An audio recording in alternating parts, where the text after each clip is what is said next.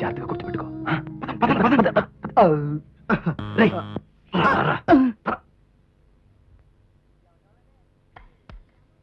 ఎవరు కావాలండి? ఇది రాంబాబు గారి ఇల్లేనా? హాయ్. నేను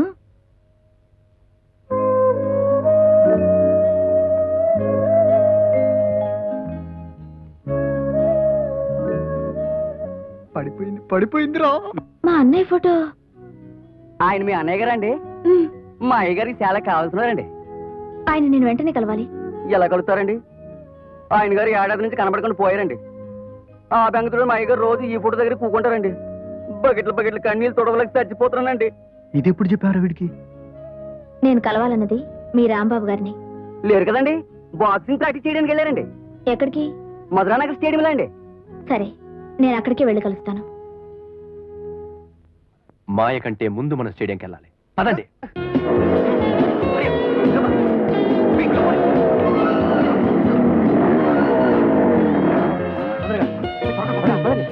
రే రాంబాబు, మనం ఏదో పెద్ద బాక్సర్లా కొట్టుకోకూడదురా.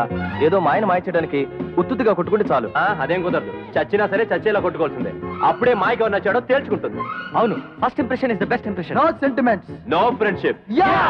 రే, ఆ అమ్మాయి మనల్ని సెలెక్ట్ చేసుకోవాలంటే కొట్టుకోవాలా? ఏదైనా సులువైన మార్గం చూసుకోవచ్చుగా. బోల్డ్ అని మార్గాలు ఉండొచ్చురా. వాళ్ళ అన్నయ్య బాక్సింగ్ ఛాంపియన్ విన్నాం కదా, మనం కూడా బాక్సింగ్ ఛాంపియన్ అయితేనే వాళ్ళ అన్నయ్య స్నేహితులను మాయ నమ్ముతుంది, మన మీద గౌరవం పెరుగుతుంది. నాకు బాక్సింగ్ రాదురా. అంత దమ్ములు లేనోడి మాలాగా ప్రేమించడం ఎందుకురా?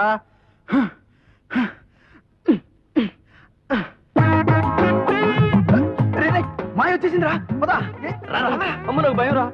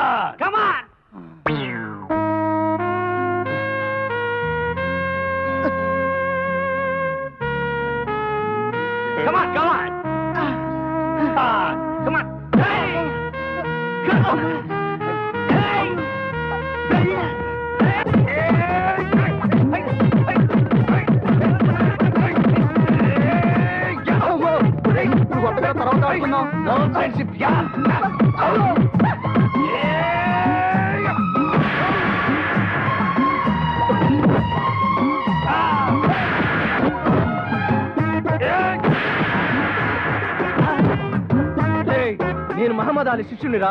మైక్ టైసన్ 36 సార్లు కొట్టాను. నాతో పెట్టుకోకండి, చంపేస్తాను.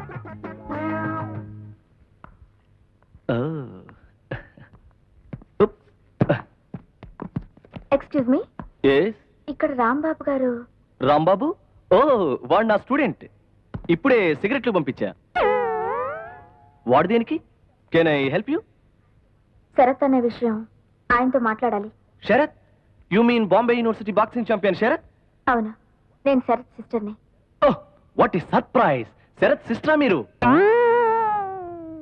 శరత్ నా ప్రాణ స్నేహితుడు. నిన్నెక్కడో చూసినట్టుందే. నన్నా? మీరా? ఏదో బాక్సింగ్ కాంపిటీషన్ లో చూసుంటారు. మీకు బాక్సింగ్ అంటే ఇంట్రెస్టా? ఆహా, కుస్తీ అంటే ఇంట్రెస్ట్, కానీ నాతో తప్ప ఎవరితో పట్టదు. వాళ్ళు ముగ్గురేంటి పేడ ముద్దలా పడున్నారు? లేవరా? లేవలేరండి. కళ్ళు తిరిగేలా చావగొట్టి పడేశాను. స్పృహలో లేరు. My punch is 100 pounds. అమ్మో, దున్నపోతు లాంటి ముగ్గురిని దూలాల్లో పడేసావే, గట్టి పిండానివే. ఈ రోజు ముగ్గురే దొరికారు బామ్మగారు. ఇలాంటి వాళ్ళని రోజుకు 10 మందినైనా పడేయకపోతే జబ్బల్లో ఒకటే సలుపు. వీళ్ళంత బచ్చాగాళ్ళు. పదండి, మనం అలా క్యాంటీన్కి వెళ్ళి మాట్లాడుకుందాం. రండి. రాదే మార్కులన్నీ కొట్టేసి తీసుకెళ్ళిపోతున్నాడు రా. చూడు బాబు, మా శరత్కి ఈ ఊర్లో శత్రువులు ఎవరైనా ఉన్నారా? శత్రువులా? ఏ? మరేం లేదు బాబు, మొన్నొకడు ఈయన్ని రోడ్డు మీద దొర్లించి కొట్టించాడు. అంతేకాదు ఎవరో ఇద్దరు ఈమెని రేపు చేయడానికి వచ్చారని కూడా చెప్పింది. చెప్పడం ఏంటండి? అందులో ఒకడు మన్నాడొచ్చాడు, నరకబోయాను. వీళ్ళంతా మా శరతుకు శత్రువులా? వీళ్ళే ఎక్కడైనా మా శరతుని కనపడకుండా దాచారా? అబ్బే అలాంటిదేం కాదండి. మరైతే వాళ్ళు ఎవరై ఉంటారు? ఎవరో రవిడీలు జేబులు కొట్టేవాళ్ళు అయి ఉంటారు.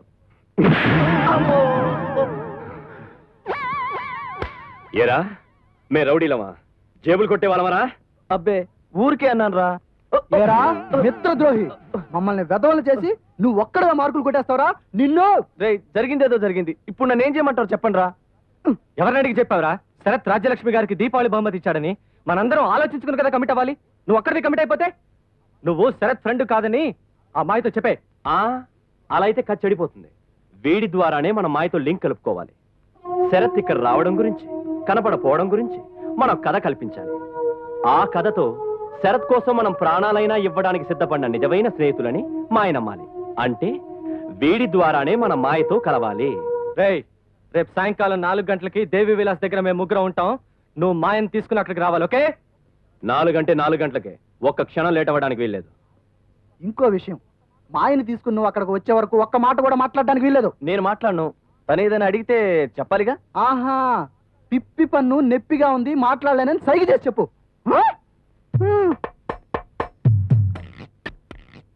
చెప్తా నాకు పిప్పని కాదు, మీకు పిచ్చి పట్టే